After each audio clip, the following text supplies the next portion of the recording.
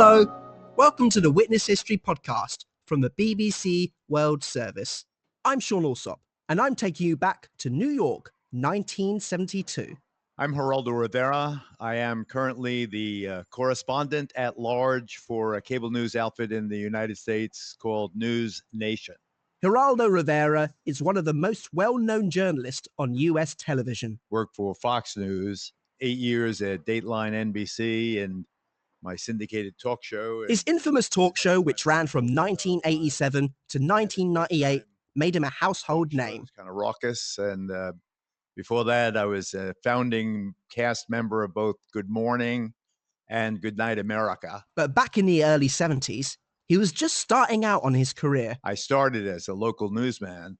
And at the same time, getting to know one of the most famous couples on the planet. I met them down in the West Village, kind of the bohemian section of Manhattan. John Lennon and Yoko Ono. They had come to New York just a few months before.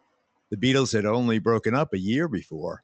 This is the story of John Lennon's final headline concerts and a young reporter's role in making them happen. I can't quite, even to this day, get my arms around the fact that I was a central figure in presenting John Lennon back and doing a fully rehearsed concert.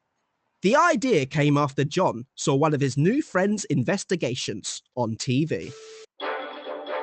Geraldo was looking to make a name for himself as a television news reporter. And in 1972, he did just that, fronting an exposé showing the appalling conditions at a school for children with special needs, Willowbrook. There were over 5,000 residents, inmates, whatever you want to call them, mostly young people. Willowbrook State School opened in 1948, and at the time was one of the largest institutions of its kind anywhere in the world. Place stunk, it was filthy. They were stuffed into wards where there were 50, 60 young people basically left unattended. There was one attendant for 50 or 60 of them. I was a young reporter, and we just were filming, and I kind of went into automatic mode, the cameraman filming and my commentary, and we escaped without being caught by the guards, put the film on television in New York, and it was very explosive. The audience reacted in a way they had not reacted maybe to anything ever. It was quite dramatic. The Willowbrook expose was the first week in January of 1972. And I got a call from Yoko after the story aired. And it was really their idea they broached the idea of a benefit concert. And I, of course, was thrilled. And that's how John and Yoko got involved. John and Yoko had agreed to do a concert at Madison Square Garden to raise funds for Willowbrook. But this was a very anxious time for John Lennon. 8 years earlier, he had achieved worldwide fame following the Beatles' performance on The Ed Sullivan Show. But now, the sounds of screaming fans have been exchanged for shouts at protests and rallies. John became an outspoken figure in the media, particularly when it came to the USA's ongoing war in Vietnam. They were unsettled. They were deeply engaged in anti-war politics. They were being pursued by federal authorities. John had been issued a deportation notice by the US government stemming from a marijuana possession offense he was charged with in the UK in 1968. They focused on all anti-war agitators, but John and Yoko, particularly because of their immigration status, made them vulnerable. Adding to the pressure, this was the first time John had been scheduled to perform a full concert since the Beatles' 1966 US tour, where he courted controversy for saying the band were more popular than Jesus.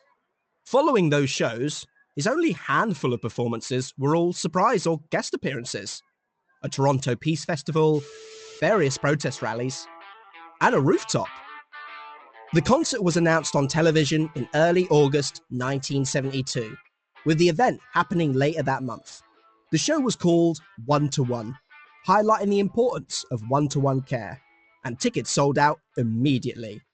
John Lennon was back, live, in concert.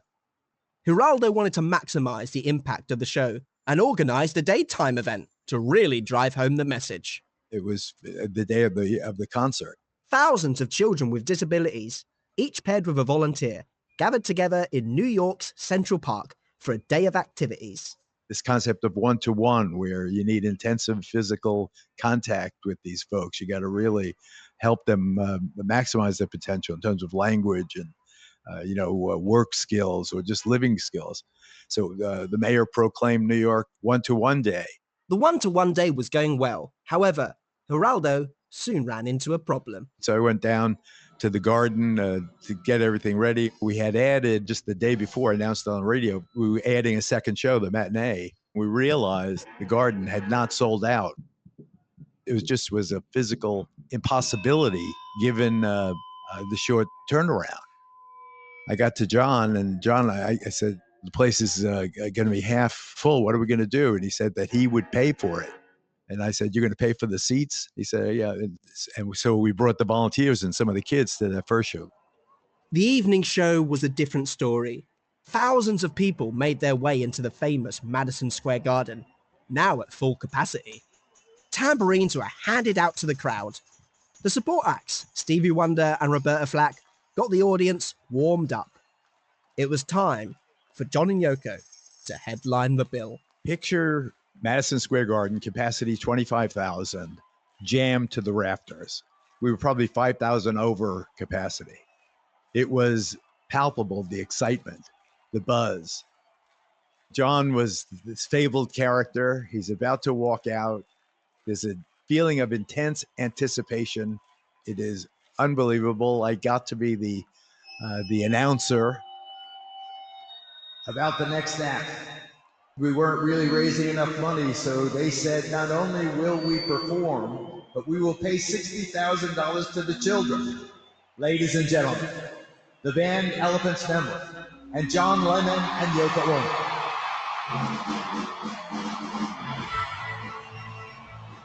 Wearing sunglasses and an army jacket, John performed all of his solo hits, dedicating Imagine to the cause. He made jokes, performed a Beatles track, Come Together, and closed out with Give Peace a Chance. Tried very hard not to confuse my real recollections with fantasy recollections, but I just remember feeling enormous pride when they stepped up there. John said I was very proud of the quality of the music. The concert raised $250,000 for Willowbrook, and the awareness it generated contributed to the creation of the Developmentally Disabled Assistance and Bill of Rights Act of 1975. Willowbrook's doors finally closed in 1987. Geraldo stayed in touch with John and Yoko, seeing the couple together just weeks before John's murder in December 1980. From the Cavern Club in Liverpool with the Beatles to Madison Square Garden with Yoko, this was the final time John Lennon headlined the bill. I felt that I had accomplished something. But it wasn't about me. It's that because of their stardom, they brought consciousness to the issue in a way no expose could.